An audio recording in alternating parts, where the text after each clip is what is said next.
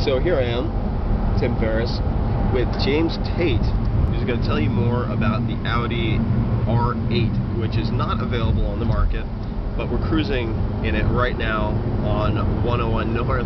So James, welcome to the show. Tell us what makes this car interesting besides the magnetic suspension. Maybe you could start with that and then give us a rundown on what you find interesting in this car. Alright, well the suspension has two settings, one of which is the sport setting, which is substantially stiffer than the normal setting. They're adjusted by electromagnetical force. The fluid inside the shocks is ferrous, which means it contains iron. So when you run a charge through it, it alters how stiff the car feels when you're driving it. Very cool. Yep.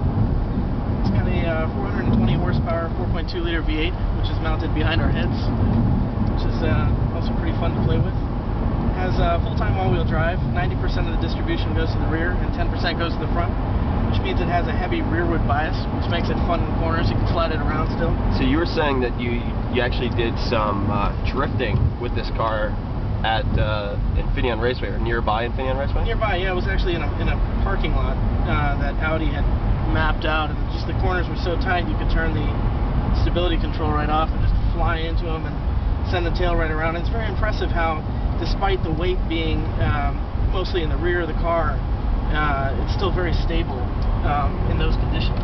And that's called mid-engine in this case? Yeah, this is a mid-engine car. Yeah. Very, very cool. So we'll be playing with this more today, and I'll have more to report then. Until round 2.